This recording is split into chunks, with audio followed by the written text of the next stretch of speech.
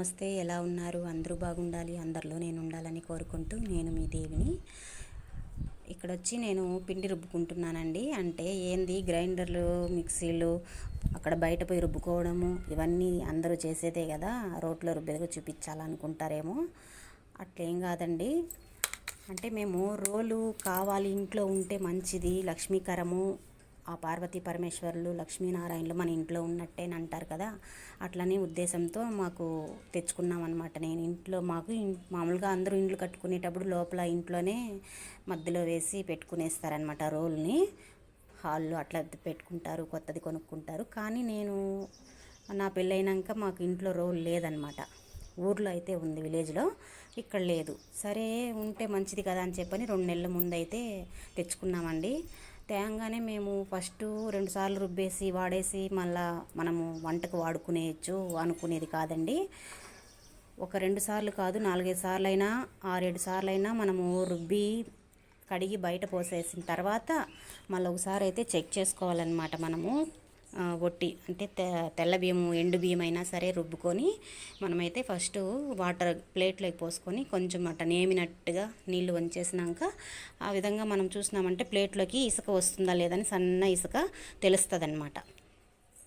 అప్పుడు మనము రాలేదు ఇది మనకు, ఇప్పుడు మనం కడుపుకు తినడానికి మనం రుబ్బుకోవచ్చు అనే విధంగా ఆలోచన చేసుకొని రుబ్బుకోవాలన్నమాట రోలు.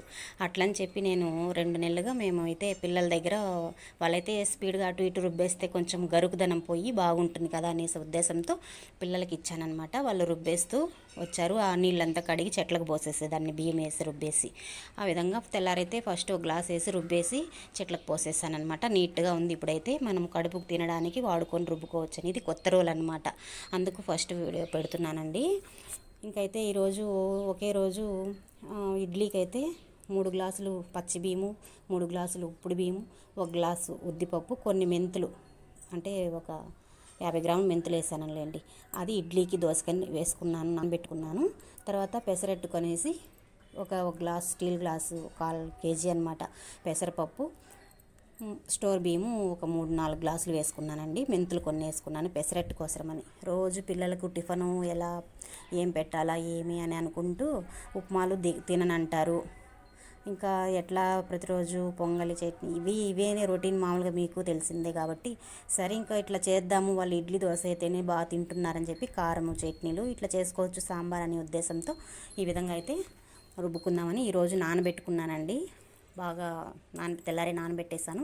నేను ఇంకా మధ్యాహ్నం నుంచి ఎత్తుకున్నాను అనమాట రుబ్బడానికి.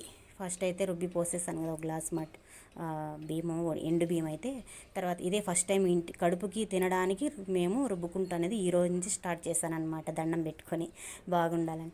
మనము రోట్లో మా వారు తెచ్చినప్పటి నుంచి దాన్ని తెచ్చి ఆ రోల్ని తెచ్చి పోజ్ చేసుకుంటూ ఉంటాం అంతేనా, ఏమైనా చేసేది ఏమైనా ఉందా అని అడిగారు. లేదు చేస్తాను ఒకరోజు, ఇంకా పిల్లలు రుబ్బుతున్నారు కదా అదంతా అవని క్లీన్గా మళ్ళీ నుంచి వాడుకుందామండి అని చెప్పారనమాట. సరే ఇంకా ఈరోజు అయితే స్టార్ట్ చేసేస్తాను అనమాట.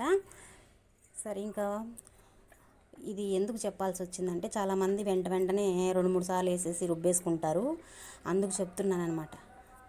నేను అట్లా రుబ్బుకోకుండా ఈ విధంగా కొంచెం నెల రోజులైనా కూడా సరే రుబ్బేసిన తర్వాత అలాగ చెక్ చేసుకొని వాడుకోమని చెప్తున్నా. నేను ఈ విధంగా అయితే ఇంకా పెసరట్టుకి, దోశకైనా, ఇడ్లీకైనా ఇలాగా కొలతలతో నేను వేసుకుంటానండి. అందుకోసం ఇదైతే నాకు 3 గంటలకు రుబ్బుకున్నాను, స్టార్ట్ చేశాను. సాయంత్రం 7 అయిందండి. పిల్లలు కూడా వచ్చేసారనమాట. ఇంకా అంటే ఫస్ట్ టైం కదా నేను రుబ్బడము, అంటే కొన్ని ఏండ్లు అయిపోయిందనమాట. ఇది మా ఊర్లో ఒకసారి రుబ్బాను, ఇది 2వ సారి రుబ్బుతున్నాను అనమాట. ఇక్కడ ఆ రుబ్బడం నా చేతులు జాయింట్లు అంతా నొప్పి వచ్చేసింది. దానికి ముందే నాకు జాయింట్ పెయిన్ ఉందన్నమాట. ఇది ఒకటి ఎందుకు తెచ్చుకున్నాను అంటే, నాకు ఈ జాయింట్ పెయిన్ మంచిది తగ్గడానికి కోసమనే తెచ్చుకున్నాను నేను ఇదైతే. ఎందుకంటారా, మనము బయట హాస్పిటల్కు నాకు నొప్పికని వెళ్తే అక్కడ ఇంతవరకు బ్లాగ్లో పెట్టాను, ఇటు చక్రం లాగా ఇచ్చారు, ఇటు తిప్పు 20 సార్లు, ఇటు తిప్పు ఒక 20 సార్లు అన్నారు. అది చూసి మా వారు దీనికన్నా రోల్ తెచ్చుకోవచ్చు కదా అని అరిచి ఈ 1000 రూపాయలు తెచ్చుకున్నానులేండి. రోలు 1000 రూపాయలు అనమాట. అది బాగుంది రుబ్బడానికి. ఇంకా అట్లా చేసి ఎక్సర్సైజ్ లాగా కూడా ఉంటుంది కదా మనకి అనేసి తెచ్చుకొని ఈ విధంగా అయితే రుబ్బుకుంటున్నానండి. ఇంకా సాయంత్రం అయిపోతుంది, పిల్లలు వచ్చేసారు, వాళ్ళకి ఏదైనా పెట్టి స్నాక్స్ అంతా పెట్టి మా వారు కూడా వచ్చేసారనమాట. అప్పటికి అయిందండి, 7 గంటలకు అయిందనమాట నాకు ఆ పని అంతా. అంతా అలా ఉంటుందండి. ఒకటి ఏం చేసి ఉండాలంటే నేను ఒకరోజు ఒక రకం వేసి రుబ్బుకొని ఉండాలి. కానీ బాగుందండి, రుబ్బినాక జాయింట్ పెయిన్ ఏమీ లేదు.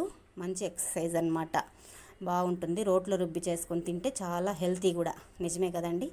మీరు కూడా ఇలాగ తెచ్చుకొని ఇంట్లో కొంచెం పిండి అయినా కొద్దిగా అయినా కూడా రుబ్బుకొని పెట్టుకోవచ్చు ఫ్రిడ్జ్లో. ఇలాగ చేసి చూడండి మీరు కూడా.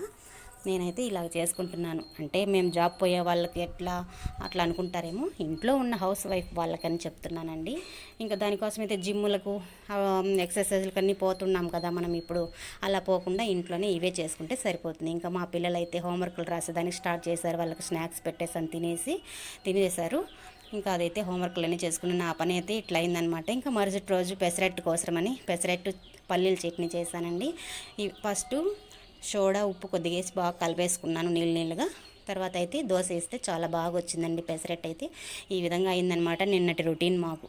నా వీడియో నచ్చినట్టయితే లైక్ చేయండి, షేర్ చేయండి, సబ్స్క్రైబ్ చేసుకోండి. మరొక వీడియోతో మళ్ళీ కలుస్తాను. బాయ్ అండి.